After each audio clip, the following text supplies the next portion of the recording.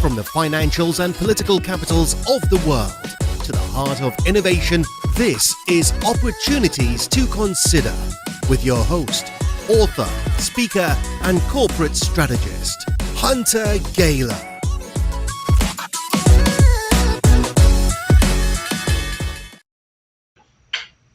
Welcome everyone to a new edition of Markets Hunter, and this is the American Wallet. It's going to be an interesting program today, folks, and so I just want you to pay attention. We're going to be going through a lot of news that is happening all throughout the globe. As you know, the geopolitical landscape that's out there, a lot of the U.S. issues that are going on from a political perspective, the vote for Speaker of the House that is coming up. We're going to talk about all of those things and then dive headfirst into a lot of the headlines that are important. Some of the things that are going on in Malaysia, the job numbers. We're going to be covering, obviously, what we think with this ongoing war that has just started, and I do believe it's going to be ongoing unless there's a swift end to it. So we're going to be obviously talking about oil prices, and we're going to be talking about where we see defense stocks going. Now, I was talking to some colleagues last week before the initial raid happened at the concert where they came in on the paragliders, and when this happened and the news started coming out, everyone starts looking at two things in the investment world. What's going to happen to the price of oil? And number two, very, very important, what's going to happen with defense stocks, right? And we obviously saw Monday morning when the markets opened, a massive increase in companies like Harris, L3, Lockheed Martin, Boeing, Raytheon. And this goes back to Dwight D. Eisenhower, where he said, beware of the military-industrial complex. But what I have to say, with our program being the American Wallet, is what's funding that? What is funding the military-industrial complex? And that is, at the end of the day, the taxpayers. So we are the ones that are directly bearing the brunt of the decisions that are being made in Washington that are affecting us. And obviously, we've got some numbers and news coming out for the home prices. And we're going to be covering a lot of what this means now. The price to buy a home right now is now over 8%. And it's becoming absolutely ridiculous. A $499,000 home will cost you now well over $1 million. We've seen some reports come out where they talk about inflation, but when we actually look at the numbers, in fact, there was, we'll pull up some examples, hopefully, if we have time during the program, where you take organizations like Costco, major large companies that we look at, and the headlines are always the hot dog stays at $1.50, but lentil beans have increased price well over 100%, and in some cases 200%. So something you were buying 6 months ago for $6.99 is now well over $16.95.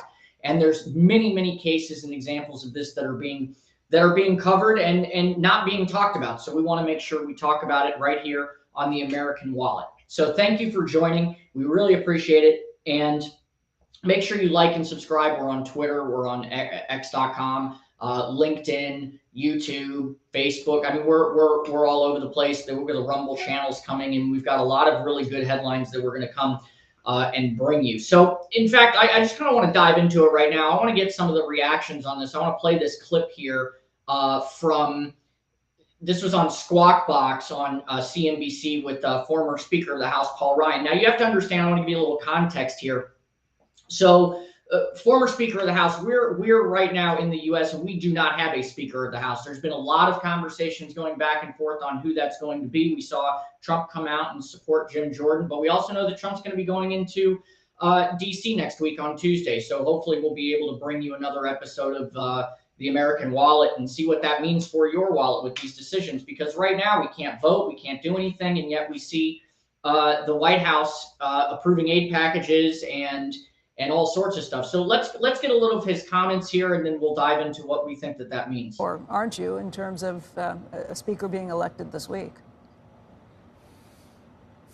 I don't know that it will occur this week. I hope it happens this week. Today's the conference. Tomorrow's theoretically the vote. I don't think they should go to the floor until they need 217, not 218. I think it's important. I think 100 members or so signed a conference petition, and they'll probably vote on this today, that they don't go to the floor until they actually have the votes for speaker. It would not be a pretty sight to see them go to the floor unable to elect a speaker. So I think they need to go to the floor when they have the votes to elect a speaker. You've got two, very qualified people, Jim Jordan, Steve Scalise, vying for it. But it very conceivably could take more than a day or two to get this done. But we just need to get on with it. I don't think there's anything pressing immediately that needs to pass. But I think it's important just for the world to show that our democracy is working, that it's thriving. I think what Matt Gaetz and these 7 nihilists did was a total disgrace. 4% of the conference overturned the will of 96% of the conference to fire a speaker for what? Doing his job. If Matt Gaetz had his way, we would be not only in a dysfunctional Congress right now, but we'd be in a government shutdown. So I think it's disgraceful what these people did. But we have to move on. We have to elect a new speaker. We got to show that we can walk and chew gum as a country at the same time, govern, and give our allies what they need in this very, very pressing time. Well, I don't want to, go too much into the political aspect, but being able to walk and chew gum at the same time for someone like Speaker Paul Ryan, I have my issues with, especially given what he was unable to accomplish while Speaker of the House, especially during the Obama administration, but that's for another time. But I want you to listen to a couple of the key points that he said, and I think that this is very important. They're talking about, the Matt Gaetz and a lot of these people that voted against Speaker McCarthy to get out. But remember, McCarthy went 16, 17 rounds before he was actually confirmed as speaker. And there were very specific guidelines that were put out. So these talking points that these people are coming out is just a major distraction from what's actually really going on. The fact that, they say that we don't have a government shutdown without having a Speaker of the House and being able to pass budgets. Look, there's a lot of things that need to be done right now. And this is where I, as a business person, and this is why this is called the American wallet, what we have to understand is we have to focus on America getting back to work. Focus on the secure borders, focus on the problem we have here. And we're going to get into some of the economic news out there and what it means for what's going on for our economy. But when you look at the healthcare sector, when you look at the home prices, when you look at all of these things, these are the direct industries that are being affected by the laws and legislations that are occurring in Washington, or in this case, the lack thereof. So there is always something that could be being done. And this laissez-faire attitude of saying that the American people, we need to be able to show that we can walk and chew gum at the same time, I think is discounting you, the viewer, and really you, the American voter. And so I think that's something that we should go into. But I want to get another I want to get another take here. This is on Squawk Box. This was a couple hours ago when this aired, but it was one of the most threatening and challenging geopolitical environments that I've ever seen. And this was said by Paul Tudor Jones, who's live on Squawk Box. And I just want to play his comments for you because it's happening at the same time that the U.S. is at its weakest financial position since World War II, and it's a really difficult time. And what we have to understand is there's a lot of policy that went into the decision-making that led us to being in a very weak fiscal position as the United States. We've been printing money, just calling it quantitative easing and some of these other things. But when you look at the backbone of America, the small business, Main Street, buying locals, not the major corporations or big tech or big pharma or whatever it may be. It's always been Main Street America. It's been the backbone. Hundreds of millions of small businesses all throughout the country. And those are the people that make America run. And so the decisions that are being made, from draining the strategic oil reserve, not having a strong secured border, not looking after American first policy, like in drill here, drill now. And we're going to get down to why this matters when we talk about the oil prices surging. This is very important. And we talk on the Markets Hunter program with CEOs and executives of these, smaller mid-cap companies, somewhere in the market between 200 to 300 million. Sometimes we get the billion-dollar companies in, and it's good to talk with them as well and get their insight as to what's going on with the economy. But one of the main things that we really want to focus on is what are the main things and how it directly affects us. So let's play this clip and then we'll go through it here. Make sense of a lot of senseless things, but let's start with Israel in terms of thinking about the geopolitical implications of this, but also how you think it's going to long-term and short-term affect markets. Well, I think Israel, obviously it's a huge tragedy, but you have to put it in a larger geopolitical context, which is we now have possibly 3 theaters where we're going to have geopolitical challenges. We've got the Middle East and Israel. obviously the Ukraine and Russia, and then at some point down the road, Taiwan and China. So it's a really, I would say, certainly since I was born, it might be the most threatening and challenging geopolitical environment that I've ever seen, because you have 4 nuclear powers, 3 of whom are led by sociopaths, and that would be China, Russia, and North Korea. Obviously, those leaders have zero accountability, responsibility to anyone but themselves, and they have not an ounce of humanity in their bones, because they regularly disappear both their friends and their enemies. And then the 4th, Iran, is led by someone who thinks God is talking to him and has avowedly said that they want to remove from this earth a nation state with probably the most brilliant people ever assembled within a national boundary. So it's a really challenging environment. If you think about it too much, I want my lucky color to be invisible, right? It's a very threatening time. So that is also happening at the same time the United States is probably in its weakest fiscal position since certainly World War II, with debt to GDP at 122%. So it's a really tough time for, I think, the moral voice of the world. Certainly been the leader since World War II. It's a really difficult time. So, I mean, you heard it here. I think one of the things that, he said, obviously, being that it's a weak time, when these finance guys that have probably never served in the military, and I don't know what his background is or anything like that, but when they start talking about some of these, positions that they're taking, why we are even sending any type of resources whatsoever over, outside of the U.S., mind you. Now, I understand that we support Israel. We're very strong supporters of Israel. We're huge allies with Israel, so we have to do that. But when you start comparing Russia and China and anyone that watches the American Wallet or understands any of the companies that we've worked with, we work on a global basis. We work with companies all around the world. And I will tell you, when you look at what's going on with BRICS, when you're looking that they secured their currencies by gold, that shows you they are actually moving in a more solid and fiscally responsible direction than what America is. And what I'm going to do is later on the program, once we go through some of the economic news, I want to bring up the U.S. debt clock. And I really want to go through this from a step-by-step basis, because this should really be something that we're monitoring on a daily basis, because this gives you a very good visual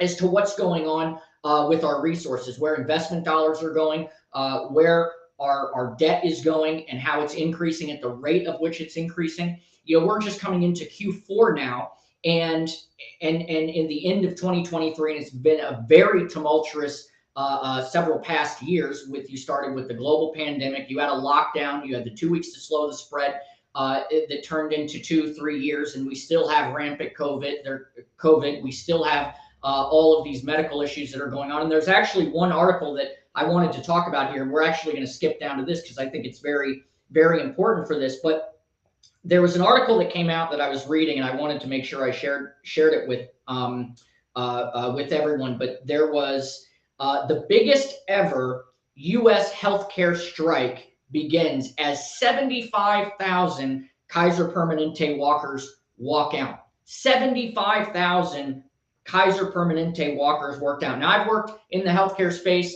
I'm still heavily involved in several businesses within the healthcare space that I advise and or have some sort of board seat on. But last month the deadline for the contract negotiations loomed, and this goes back to a strike that was on Wednesday, and it was beginning the largest healthcare related strike in the U.S. in U.S. history. And they were looming, and the progressive talks looked grim. But the Permanente Union represents about 85,000 of the health system's employees. And this report I'm reading is from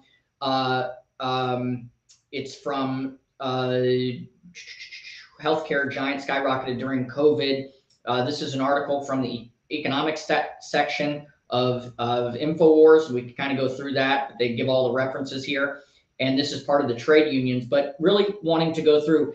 They approved a 3-day strike in California, Colorado, Oregon, Washington State, and a 1-day strike in Virginia and Washington, D.C. Now, that represents 35% of Kaiser's workforce of 213,000 employees who aren't physicians, but still marks the history's largest strike by healthcare workers. Now, what most people have to realize here is people are not listening to that frontline medical worker. That's what this licensed vocational nurse and Kaiser employee from California said in a quote. We're striking because of our patients. Now, I don't want to go into and have this episode go off of some wall or tangent where we go down the healthcare track, because there's way too many things to talk about, with that, and that'll send us down a very, very deep and dark hole. And I don't feel like chasing a rabbit today unless we have the intention of catching it. So, but the point being is, when you look at hospitals and you look at the number of doctors, you look at the number of administrators, and you look at the number of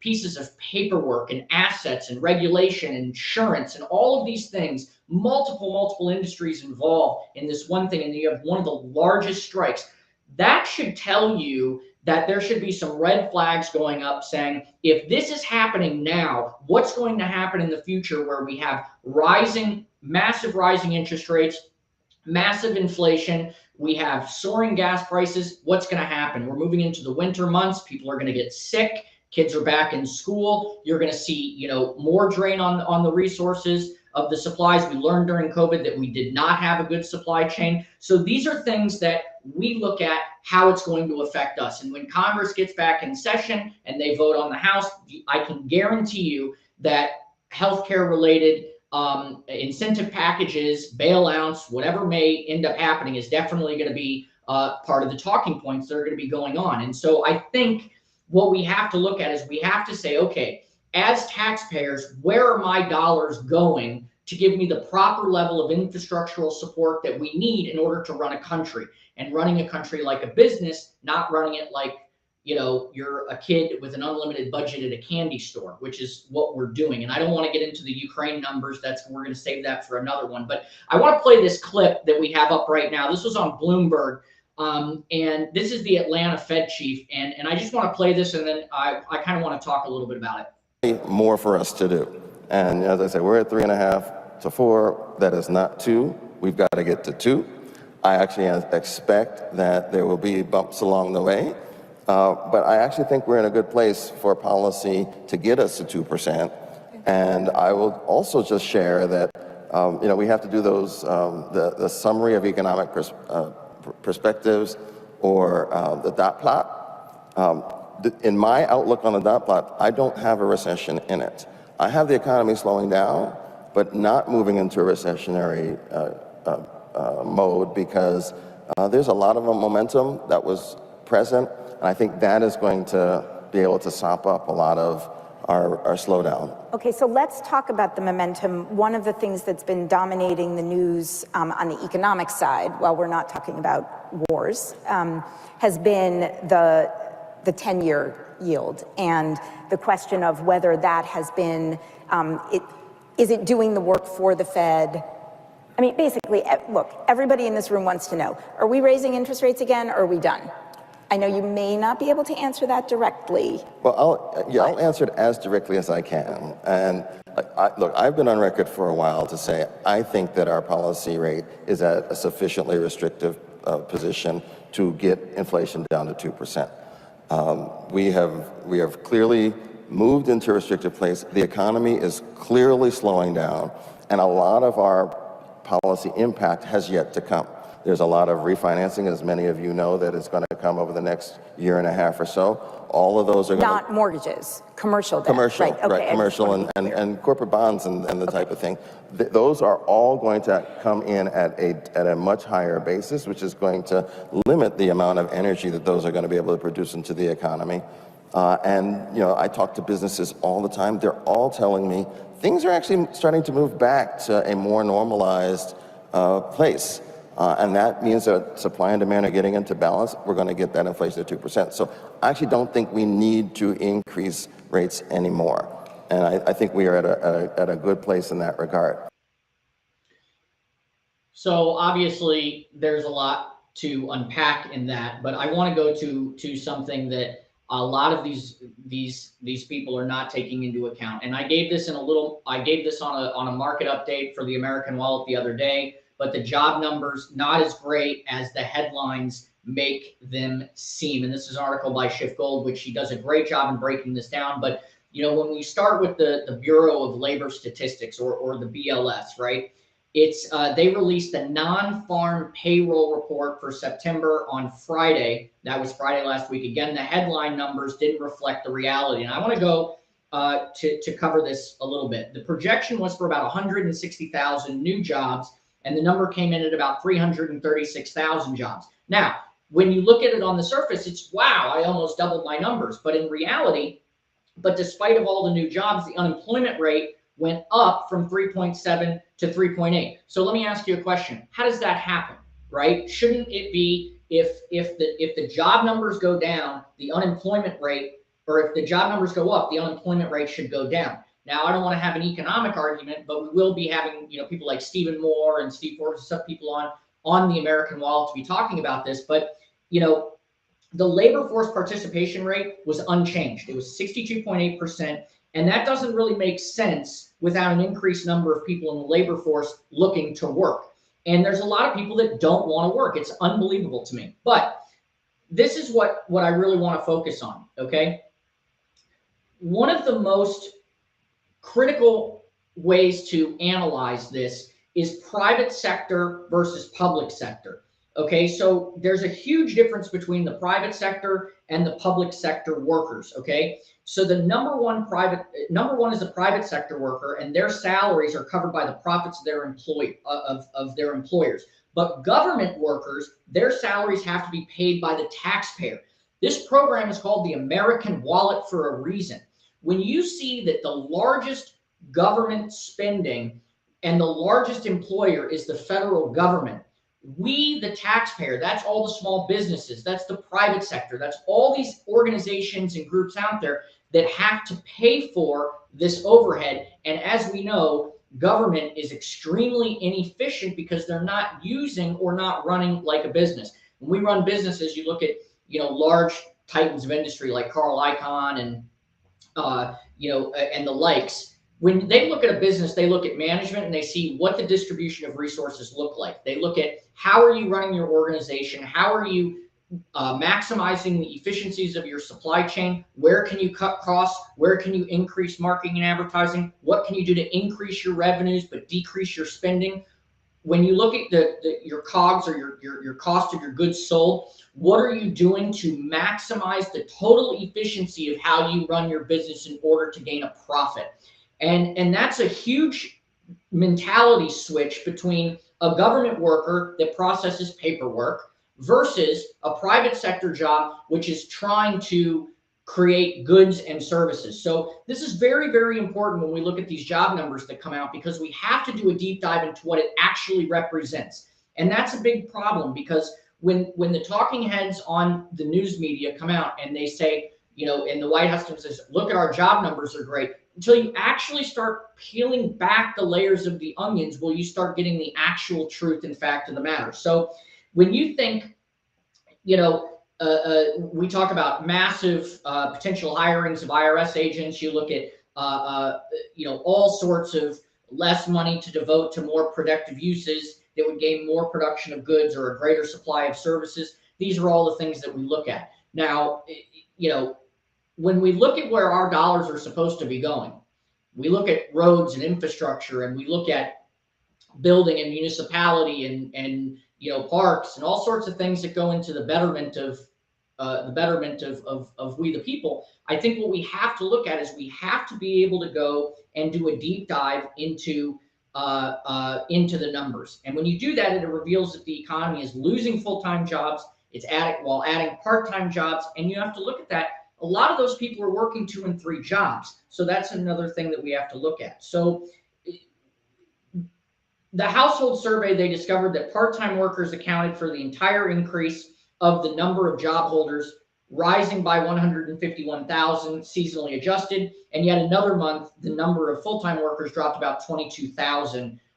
So in fact, part-time workers had increased for 3 straight months to 27.336 million, while the number of full-time employees fell 3 straight months to 134 million. That's the lowest number since February, and that's a very big deal. So if we look at the unadjusted numbers, it's even worse. The numbers of full-time workers collapsed 885,000. That was the biggest monthly drop since April of 2020.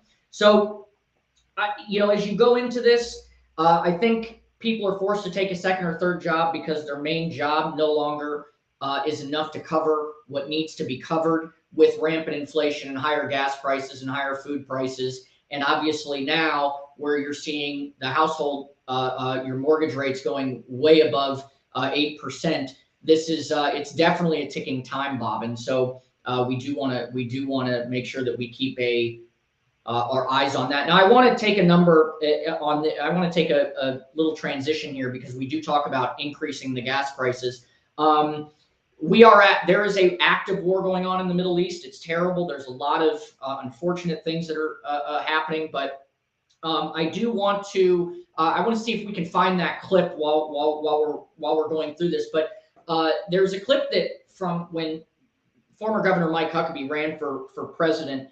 And was in a debate. He was talking about the purpose of going to war and the military. And that was to, quote, kill people and break things. And now, look, I'm not an advocate for war. I'm not an advocate for killing. But when you go to war with a determinative goal in mind, and that's to win. Now, when we go to war, there's things that we automatically look at in the economy, and that's oil pricing surging, okay? Now, we've already depleted our strategic petroleum reserve here in the United States. And when we look at the oil numbers, and we do work with a lot of oil and gas companies, when you look at the numbers, you have to look at what that output is. And so if you're looking following this attack, there's an article by Steve Watson that came out where oil prices have rocketed by almost 5% in the wake of the Hamas attacks, with some analysts now predicting it could hit $150 a barrel, and warning that Americans are already facing inflated gas prices and will again have to deal with a price surge. So this is something we have to look at, because I want you to think for 1 second, when we talk about the increase of oil prices, a lot of those things that are going to fund these military war efforts, and you look at the amount of, now we won't get into any of the carrier strike groups, those operate on nuclear power, which is a very clean way of operating, and it works very, very well. And that goes back to some stuff with Malaysia kind of moving away from the US dollar. Oil prices jumped more than $3 per barrel in wake of the Hamas attack. And another headline out, just in oil prices surged over 4.5%. Conflict in the Middle East has caused oil prices to spike prior to the opening markets on Monday morning, which will inevitably lead to an increase in gas prices that are already choking Americans. So now we go back. Oil will go back to $100 a barrel within the next few months. And that was a quote by TJM Industrial Services Director James Luoro, who was on Mornings with Maria, who's over on Fox Business.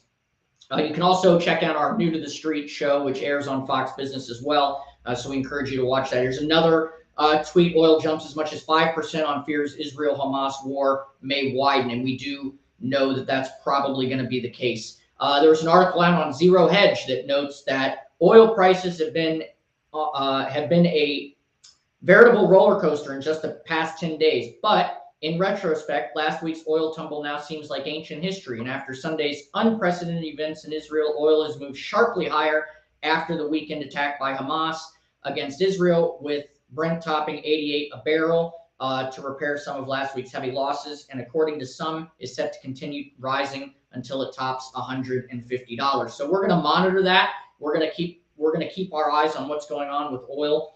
We've always said, oil is something that we have to keep our eyes on, because it represents, the petroleum represents so many goods and services and manufacturing and things that are done and used. So it's not like it's just going to go away tomorrow. And this push for clean energy and EVs, we're looking at the amount of petroleum and gas needed for increased EV and battery battery-related technologies here in the U.S. So there's just a lot of things, ladies and gentlemen, we have to keep our eyes on, especially when it comes to the oil prices. Because look, as Americans are moving, as they were locked down for 2.5 years and more, people are going to get out. They're going to be driving. Oil prices are going up. Gas prices are going up. So you have to keep an eye on it, because those things are happening.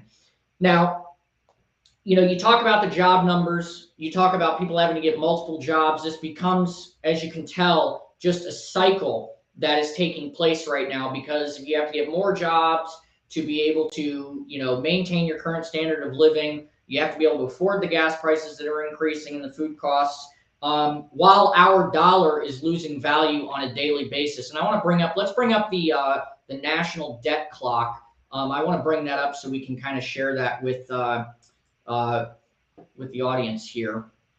Here we go. Let's get.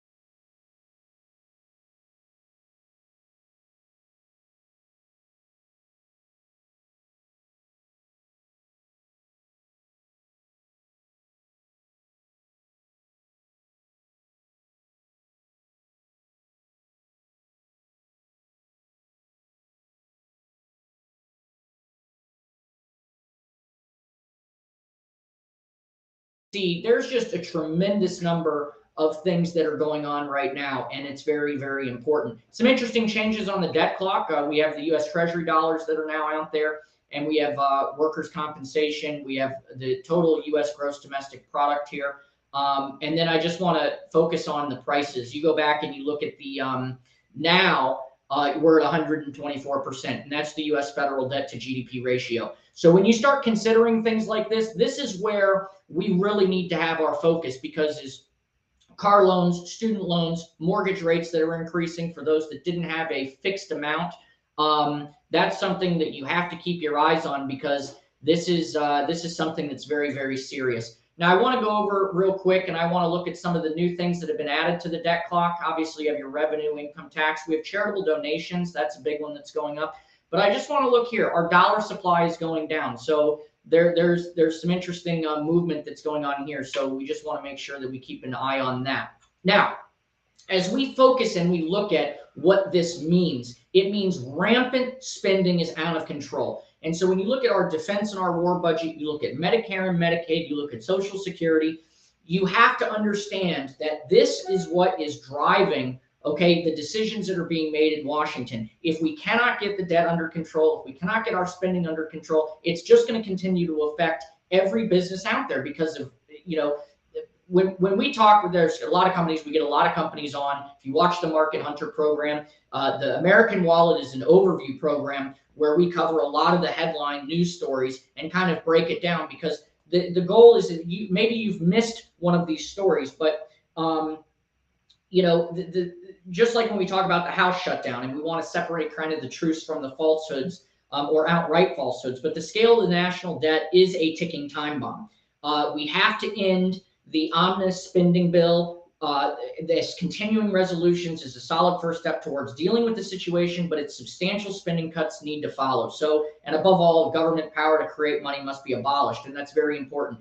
What BRICS did, and you need to keep an eye on what's going on with BRICS, and that's why I say we go back to Malaysia, and you look at what's going on in Eastern Asia, and we look at a lot of these different groups that are going out. When you're working in the capital markets, and we look at the supply chain, we look at bond underwriting, we look at a lot of these things that are going on, we really have to keep an eye as to where our federal dollars are going, and have to ask the question, why are we allowing our federal dollars to go to programs that are not giving us a proper return on our investment?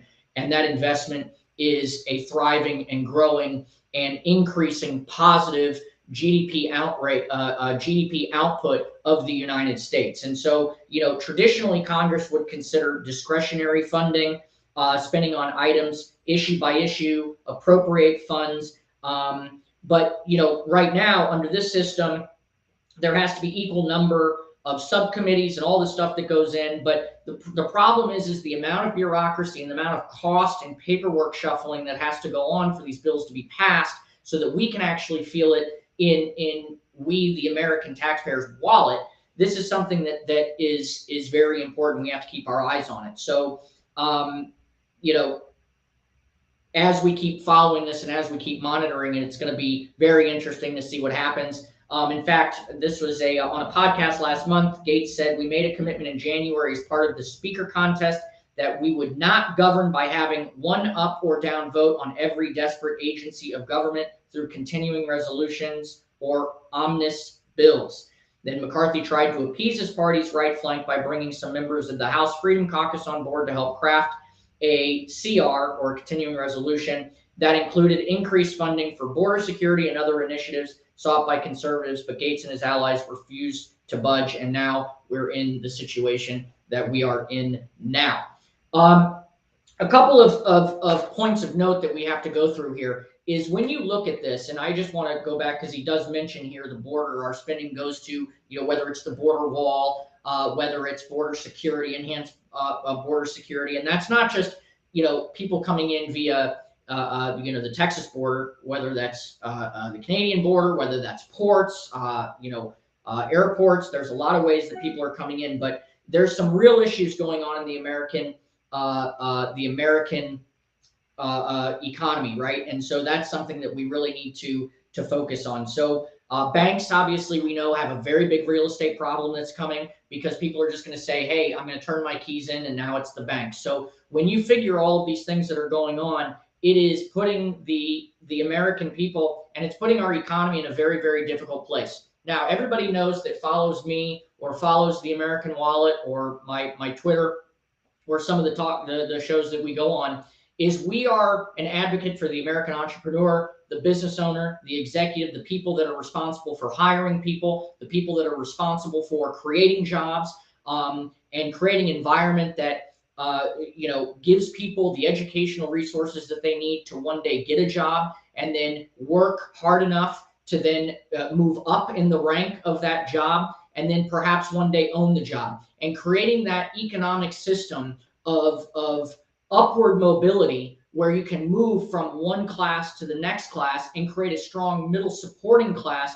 that will obviously help reduce our nation's debt, increase our gross domestic product and gross domestic output as a country, and allows us for greater business building, greater entrepreneurial resources, and obviously, tackling a lot of these bigger issues like reducing the cost of food output, reducing the price of gasoline, and we're going to keep an eye on a lot of that. But this is the American Wallet. We're going to take a quick break, and we'll be right back after this small commercial break.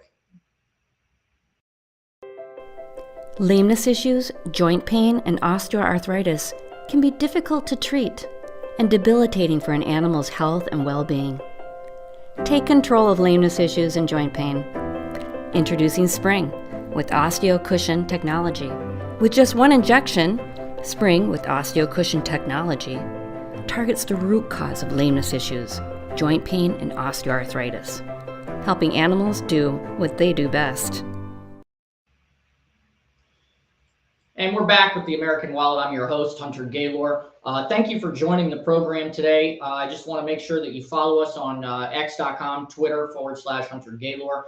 Make sure you go over to our website as well, huntergaylor.com. You can also go to marketshunter.com. You can go to the American Wallet. You can follow us on Spotify. We're also on iHeartRadio. And we're bringing a lot of resources because the purpose of this program is not just with our guests, but really it's going through the headlines of the day that cover the American Wallet. That's going to be your businesses. That's going to be your financial capital markets overviews. That's going to be looking at some of the pressing news of the day that's going to affect where your potential tax-paying dollars go. So that's why we have the American Wallet. This will be airing across a lot of different platforms. We're in talks with some networks right now, which is pretty exciting. We look forward to having guests like Charlie Gasparino from Fox News on a lot. We look at having a lot of our different groups, and this is obviously on LinkedIn as well. We play that. And if you are a company and you are wanting to get your message out, please contact us. Put your comments below. We want to hear from you. If you have a product, if you have a coffee product, if you have whatever it may be, we like supporting the small business. We like supporting the startup. We like supporting those people that believe in the American dream and the innovative mindset that goes into growing and succeeding. And we want to be an advocate for that. So even though we have massive increase in credit card debt, a lot of student loans, we've got mortgage and interest rates that are going through the roof, and wars all around the world, not just physical wars with bullets and bandages, but economic wars. We have grocery wars. We have wars at the ballot box. We have wars in our school systems. We have wars of opinions. We have wars of ideas. Let not your heart be troubled. This is an area of information. This is a place to where we want to give you an encouraging outlook of what's going on, because there is a way that if we come together the right way and we rally, like in the stock market, when you have a rally, it's the buy now mentality. And even though there's a lot of stuff and it may look grim, there's always tomorrow, and we will always want to strive to get to tomorrow. And that's why it's very important that every day we take a time out, we go over the headlines, we stay informed, because when you are informed, you can gain knowledge and understanding, and that knowledge and understanding can hopefully inspire you and your business to create new partnerships, create new organizational thought processes, and create more ways and new ways to scale and innovate. So we appreciate you joining the American Wallet, where we cover the news, cover the headlines, financial markets of the day that affect you, the American people, and obviously what's in your wallet and where it's going and how to try to get that money back in your wallet. So thank you for joining it. As I said, I'm your host, Hunter Gaylor, and you have a wonderful, wonderful rest of your day.